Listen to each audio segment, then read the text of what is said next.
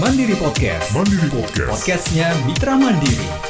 Selamat datang. Kita kembali lagi di podcast Mitra Mandiri, podcastnya masyarakat Kota Cilegon. Oke. Dan selalu menjadi perbincangan yang hangat sekali di Mitra Mandiri, apalagi kaitan dengan hadiah dalam tanda kutip. Nah, kita sudah berada di Inspektorat Kota Cilegon bersama PLT Inspektur Kota Cilegon Bapak Didin S. Maulana. Selamat siang berarti ya Pak ya? Siang. Oke. Selamat siang Pak.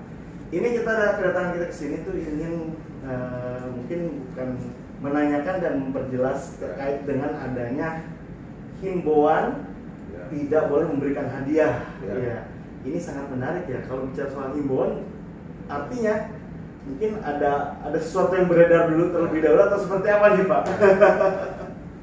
Ya, terima kasih Kang Mitra Mandiri ya. Ya. Mandiri, terima kasih atas kunjungannya ke Inspektorat.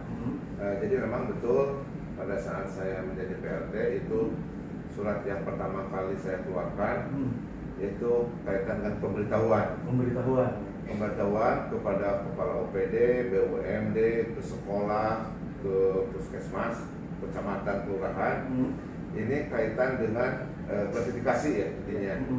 Jadi memang dasar kami memberikan surat tersebut itu ada peraturan KPK nomor 2/2019 tentang laporan gratifikasi, dan satu lagi kita sudah mempunyai peraturan wali kota nomor 69 tahun 2020 ya tentang pengendalian gratifikasi. Jadi kami hanya menginformasikan kepada semua OPD, guru dan sebagainya itu bahwa ada landasan hukumnya bahwa kita itu tidak boleh menerima pejabat pemerintah itu tidak boleh menerima hadiah dalam bentuk apapun kaitan dengan jabatan yang sedang kita emban. Kenapa? Karena gratifikasi itu adalah akar dari korupsi. Nah, seperti itu. Jadi kalau intinya itu, terus yang kedua juga di surat tersebut juga bahwa apabila rekan-rekan kami di APIK, di Inspektorat pada saat melakukan audit GoPD, tolong jangan diberikan hadiah atau apapun pada saat kita pemeriksaan. Tadi tanyakan, mungkin ada pengalaman sebelumnya. Nah itulah, berdasarkan pengalaman sebelumnya Kang, saya juga kan sebelumnya pernah jadi sekretaris, pernah kasih kabin sekretaris. Nah itu hal-hal yang seperti itu saat ini pemberian gratifikasi hadiah itu sudah tidak boleh lah, udah. Sekarang sudah, ini ASN juga kita alhamdulillah semakin tahun ini kesejahteraannya semakin meningkat, PPP-nya juga meningkat. Ya mungkin teman-teman juga insya Allah ada peningkatan. Udahlah kita sekarang stop yang namanya gratifikasi. Iya, jadi memang berdasarkan pengalaman tuh, karena sering tuh OPD itu memberikan sesuatu kepada APIP itu kalau kita ada pemeriksaan itu sekarang kan tidak bisa. Tidak boleh. Tuh. Nah, kalau bicara soal hadiah nih, ataupun ada ambang batas atau memang 1 perak pun lah, atau gimana nih? Ya, ini memang yang ini ya. Nah itu di peraturan wali kota sudah jelas ada ya. Ada bahwa kita itu misalnya kalau ada pernikahan ya segala macam itu sebetulnya dibatasi juga. Jadi tidak boleh lebih dari 300.000. Misal terus tahun itu tidak boleh dari 1 juta menerima itu. Nah ini kalau lebih itu harus dilaporkan ke KPK. Jadi kalau menerima gratifikasi ditolak, kalau maksa laporkan ke KPK, dan insya Allah itu aman, tidak akan masuk ke tindak pidana korupsi. Karena gratifikasi itu masuk ke tindak pidana korupsi. Yang penerima dan yang memberi itu harus bertanggung jawab. Ada ukuran pemberi siapa yang harus diterima, yang nggak harus diterima. Itu menarik sekali. Jadi memang intinya itu ya, kalau kita kan orang timur ya, orang timur misalnya kita ngaudit ke lapangan atau ke OPD dikasih minum, masa ditolak? Kopi, oh jangan, saya nggak mau menerima. Jadi Jadi sebetulnya yang wajar sih tidak apa-apa. Misalnya ngasih jamuan minum, jamuan snack itu, yang masih yang wajar itu tidak apa-apa. Tapi kalau misalnya pada saat kita pemeriksaan ngajak makan tuh, ada tim misalnya 10 orang, ayo kita makan di rumah makan yang terkenal misalnya, kan tidak boleh menyebutkan nama ya. Oh gitu. Terpromo ya. Dijamu itu sudah tidak boleh lagi. Jadi kalau yang wajar, kalau menurut kita wajar ya tidak apa-apa sih. Ya apa diterima, tapi jangan yang memang kalau yang ya kita juga sering ya, kita juga di depan tempat saya. Itu sering tuh ada menerima makanan, mereka tidak minta pada makanan. Kalau makanan seperti apa nih harus di ininya. Kalau uang kan harus ditolak ya. Makanan misalnya ada kue segala macam tuh. Ada 4 dus misalnya kue kasih. Harus seperti apa? Nah sebetulnya kalau ketentuan itu kita diberikanlah ke yayasan atau panti asuhan, yayasan yang anak yatim atau beramal ya. Kalau jangan salah beramal ya. Itu bukan diberikan kepada apa namanya yang yayasan seperti itu. Kan kalau makanan kan kalau dilaporkan ke KPK keburu busuk kan.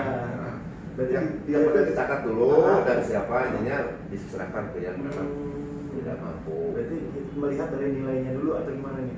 Bisa kelihatan begitu? Sebetulnya nilai apapun kalau kita ada keterkaitan pekerjaan itu tidak boleh. Tapi kan kita juga ada wajar lah. Ya misalnya datang ke ini kopi ngasih atau teh manis ya, teh pahit. Masa kita ditolak sih? Maaf nih, saya nggak mau terima ini, saya bawa sendiri. Kan nggak ya seetikal lah. Ya kalau makanan yang ringan-ringan segala macam ya boleh. Kalau misalnya diberi pada saat audit, setelah selesai misalnya ada ngasih jam tangan, ngasih sepatu, termasuk misalnya nginap ya. Misalnya nih hadiah dikasih nginap jam malam di hotel, atau tiket pesawat, boleh. Jadi nggak boleh seperti itu. Asas atau dasarnya berarti kepentingannya yang memang ada keterkaitan. Kalau misalnya ya tidak terkait kayak kita ke adik kakak kan tidak ada keterkaitan ya, adik kakak segala macam pertemanan. Kalau misalnya saya ngasih ke akang ya, itu nggak apa-apa kan, tidak ada hubungan pekerjaan. Betul. Kecuali kalau saya balik ke radio, ngasih ya, kang ya. Iya. Yang penting tidak ada keterkaitan. Tidak ada keterkaitan. Ya, betul. Kepentingan sih ya, betul. Suatu yang dibumbui dengan kepentingan. Aduh, ngeri sedap. Nah, kalau bicara soal gratifikasi, tadi ada bahasa harus melaporkan ya, atau dipaksa nih melaporkan. Ini prosesnya bagaimana dan siapa nih yang pertama-tama nih ada proses lah gitu. Nah ini kalau bagi rekan-rekan dari pejabat siapapun ya pemerintah yang menerima gratifikasi dalam bentuk uang barang, baik itu misalnya dari penyedia, ada yang ngasih uang dari ya siapapun ya, termasuk aparat teman-teman kita yang sedang sana. Intinya pertama tolak dulu, tolak, tidak mau. Tapi kalau maksa ya kita terima, tapi kita dilaporkan. Laporannya ada 2. Yang pertama bisa langsung ke Inspektorat Cilegon. Kita ada unit pengendalian gratifikasi atau UPG, bisa langsung. Nanti kita ada formatnya, ada belangkonya, terimanya dari siapa, jam berapa, nilainya berapa, dan sebagainya. Setelah itu kalaupun tidak seperti itu bisa langsung ke aplikasi Go. Itu gratifikasi online, ada di KPK. Itu juga bisa langsung tuh, langsung isi, bisa terima uang, terima barang, nanti langsung ke KPK. Bisa pakai aplikasi Go atau bisa melalui kita. Nah kalau melalui kita nanti kita juga tetap setorkan ke sana. Nah nanti diproses tuh di KPK, misalnya ada klarifikasi lagi, ditanya ini sumbernya dari mana, bla bla segala macam. Kalau itu memenuhi unsur gratifikasi, itu disimpan di KPK. Uangnya itu kalau misalnya sudah disetorkan tuh.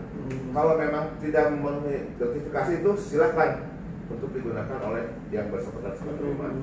Setelah itu nanti kita kalau misalnya kita berhasil menyetorkan uang, setorkan itu termasuk gratifikasi disetorkan, kita punya surat ya semacam SK lah atau penghargaan, ucapan terima kasih dari KPK sudah melaporkan gratifikasi. Tapi kalau dari inspektorat sendiri prosesnya kan ada yang melaporin nih, misalkan salah satu dinas melaporkan ke inspektorat bahwa dia dipaksa untuk menerima. Nah ini proses dari inspektoratnya bagaimana atau tindakannya seperti apa gitu? Yang melaporkan yang bersangkutan, ya kita terima laporannya, dia catat, kita catat ya, ada uangnya terima berapa, didokumentasikan, ada belangkonya.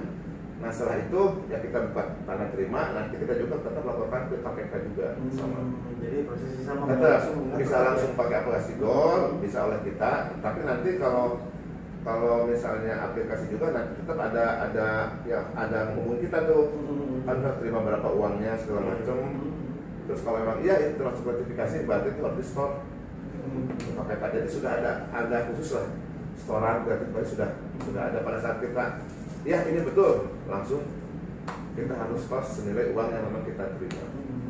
Tapi kalau ada begini, kejadiannya begini, ketika ada yang memberikan sesuatu nih ya, non name gitu, tidak atas nama, itu gimana tuh? Padahal ini yang diberikannya itu adalah salah satu pejabat yang memang mungkin bicara soal kepentingan yang ada posisi strategis lagi gitu. Gimana tuh Pak? Jadi yang menerimanya siapa? Yang menerimanya siapa? Yang menerimanya pejabat nih. Pejabat, ya, dari pihak luar. Dari pihak luar yang ada kepentingan. Ya betul, tapi tidak melaporkan. Nah itu ada pantauan dari inspektorat atau seperti apa nih Pak? Atau pembinaan dilakukan oleh inspektorat? Jadi memang ini salah satu yang memang susah dilacak ya. Yang namanya gratifikasi, suap menyuap itu maksudnya itu susah dibuktikannya kecuali pakai kan ya. Tapi dari kita itu sebetulnya ada 3 model ya. 3 model itu untuk agar apa namanya ya yang namanya gratifikasi korupsi itu tidak ada lagi. Satu, agar kita takut korupsi itu melalui tindakannya. Banyak tuh ditindak itu agar takut korupsi.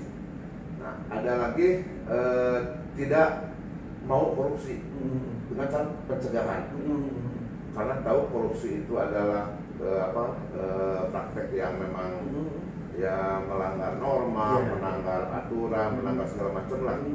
Itu dia akhirnya kita kasih penyuluhan tuh, akhirnya dia takut korupsi. Dan yang ketiga penyuluhan anti korupsi. Nah itu akhirnya dia tidak mau korupsi.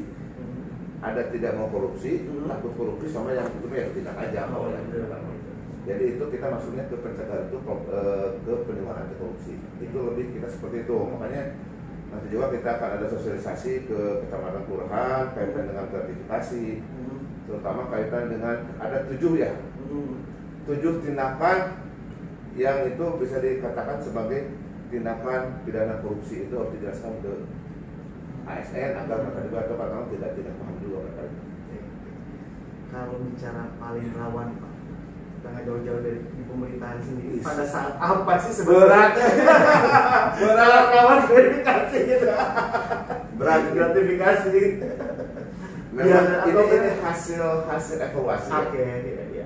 Hasil evaluasi itu yang memang paling berat itu satu di pengadaan barang. Jelas lah ya. Pengadaan bahasa waduh, itu pengadaan kadang-kadang itu terus di pelayanan publik. Ya. Pelayanan publik misalnya ya kaitan dengan di kaitan dengan misalnya ya pada masyarakat lah di sub misalnya ya, ada pelayanan parkir dan sebagainya di rumah sakit segala macam. Itu pelayanan kita kepada masyarakat itu misalnya termasuk izin ya, di perizinan itu rawan juga. Pengadaan barang, di pelayanan publik, di perizinan juga itu rawan. Dan sekarang itu yang paling rawan juga adalah di kaitan dengan promosi mutasi. Itu juga rawan. Dan itu tidak mungkin seorang pejabat itu misalnya sudah menjadi pejabat, misalnya mau jadi pejabat bayar tuh, setelah jadi melaporkan tidak mungkin kan? Nanti kalau melaporkan dua-duanya kena. Itu karena masuk ke suap penyuap. Itu suap penyuap itu yang aku dua-duanya. Ya dua-duanya harus kena. kena pasal lah di unsur bertanggung jawab. Pemberi dan penerima ya. Iya, kalau suap menyuap gratifikasi itu pemberi dan penerima itu harus bertanggung jawab. Menarik ya. Kecuali pemerasan ya, pemerasan mah ya bertanggung jawab yang mintanya. Kalau yang ngasihnya tidak menerima, tidak bertanggung jawab, malah diperas. Iya. Gratifikasi ya untuk ya tadi yang obrolan sebelumnya selintas jual beli gitu ya. Jabatan, iya apa-apa udah terbuka sama juga udah. Jabatan ya. Karena emang menariknya bisa diobrolin kaitan dengan gratifikasi karena sebelumnya juga ada rotasi ya, Pak. Ya, jangan gitu Kang, untuk menjadi THL. Ini saya sudah menemukan ya kasus tapi nggak usah disebutin ya. Ya. Untuk menjadi THL itu bayar juga. Oh gitu. Beda itu. Untuk menjadi THL itu bayar itu ke oknum ya. Terjadi seperti itu. Ya punten ya kalau nilai-nilai itu ada yang 30, 20 untuk jadi THL. Fantastis ya. Iya, gajinya cuma berapa sih? Paling 2 juta 3 juta ya. Iya. Harus bayar itu terjadi di kita terjadi. Makanya kita sekarang pelan-pelan. Yang itu udahlah kita juga sedang ada pemeriksaan ya seperti itu. Udah nanti kita mungkin Pak Wali nanti juga memastikan sudah tidak ada lagi yang namanya pernah juga ya Pak Wali yang tidak ada lagi yang namanya jual beli jabatan. Nah itu saya bingung sekali tuh karena memang ya Pak Wali itu berbicara seperti itu karena memang sebelumnya mungkin pernah terjadi ya seperti itu. Atau Pak Wali sebelum menjabat pernah mendengar mungkin, ya kalau saya tidak pernah tahu tidak tahu tapi tidak pernah mau gitu. Tahu tapi tidak pernah mau. Tidak pernah mau. Pertanyaannya.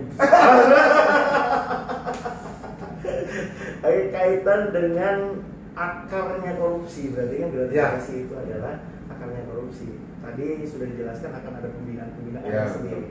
Nah, ini langkah-langkah nih agar tidak terjadi sampai di sana kan adalah salah satu tugas dari inspektorat agar tidak tergelincir. Betul. Nah ini pembinaan terhadap OPD sendiri seperti apa nih Pak? Program yang akan dilaksanakan Bapak ini gitu. Nah yang pertama saya juga ini karena PLT di inspektorat ya.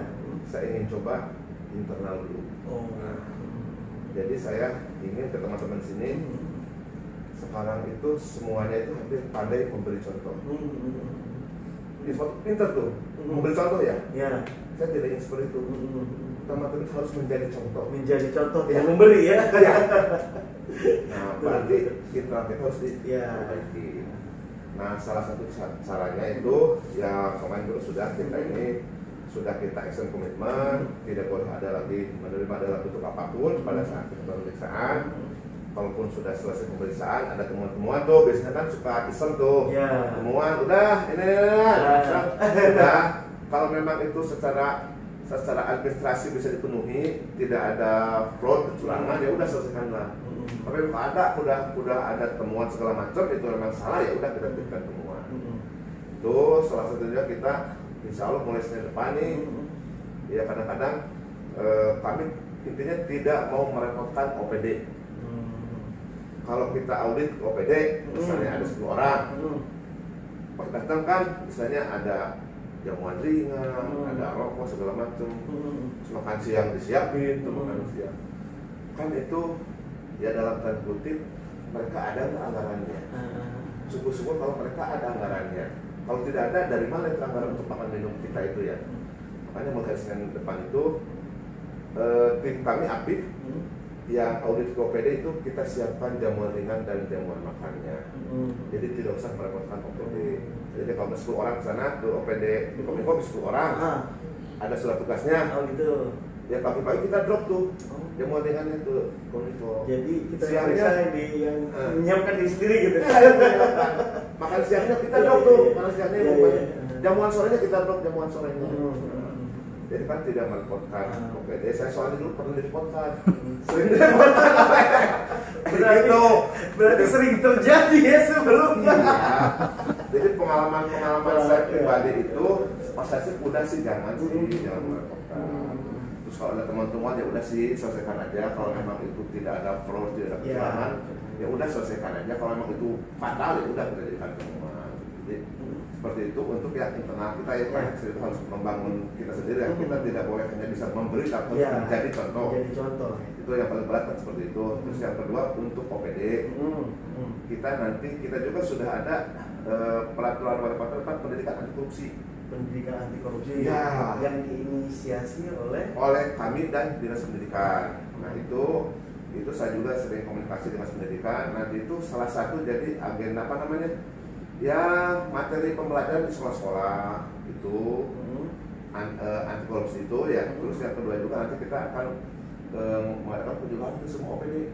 Jadi pada saat kita audit misalnya gitu, karena kami audit ke Kominfo. Nah itu pada satu hari atau setengah hari kita tim penyuluh anti korupsi datang tuh, jelaskan kepada mereka, ini loh korupsi itu ada 7 ini dampaknya seperti apa nanti segala macam kita jelaskan. Nah kalau sudah itu dijelaskan bahwa itu termasuk tindakan korupsi tapi melaksanakan juga, ya wayangnya nanti kalau tidak gitu. Jadi intinya ke pencegahan dulu. Pencegahan kalau memang tidak bisa dicegah ya udah. Berarti bicara soal pencegahan tadi itu ketika ada hal yang kepleset lah kita katakan kepleset tapi tidak ada kecurangan segala macam, ini masih bisa di komunikasi secara internal ya. Jadi kan ada yang tidak tahu, ada yang pura-pura tidak tahu gitu ya. Ada yang memang tahu tapi ya biarin aja lah gitu. Yang kalau yang dia tidak tahu aturan misalnya ya kita ya maafkan lah, tapi memang tidak terlalu fatal ya. Yang banyak itu yang ini misalnya gini lah contohnya honor misalnya. Honor itu kan atau pada dinas lah. Kan kalau dulu itu bisa sampai 1 juta 1 orang. Ternyata ada aturan baru itu sekarang cuma 30.000 ya. Dia masih menggunakan pakai aturan lama. Gitu ya. Wah ini nggak boleh gini. Oh ya baru tahu sebelum tetap aja kita ini ya. Kita juga sok ini tidak boleh dikembalikan terus jadi ada itu lah. Kalau misalnya ada yang lupa gitu ya, lupa tanda tangan segala macam ya kita coba dibetulkan. Jadi ada konsultingnya, ada pendampingannya. Yang menarik sih pura-pura nggak tahu. Nah. Tapi terkadang ketidaktahuan menjadi hal yang paling. Tapi udah kita bisa baca sih ya. Kita juga kan hampir setiap tahun kita ke audit OPD. Jadi kita juga sudah ada catatan lah, rekam jejak itu siapa ini orangnya gimana. Jadi kita juga sudah ada rekaman masing-masing OPD. Kalau memang itu temuan hari ini, temuan tahun ini A yang dia temuan, B tidak. Tahun depan A lagi berarti itu sudah jelas ya tidak ini ya dengan hal yang jadi kalau ini memang masuk lubang yang sama lah gitu jelas pura-pura. Iya pura-pura nggak tahu. Dia nggak sekali 2 kali di situ ya.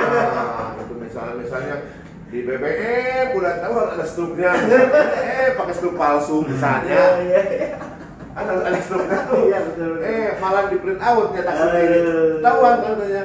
Oh ini BBM di SPBU ini hasil cetakan sendiri. Hasil kreativitas. Kita takut kreatif itu. Nah itu kita juga di ini.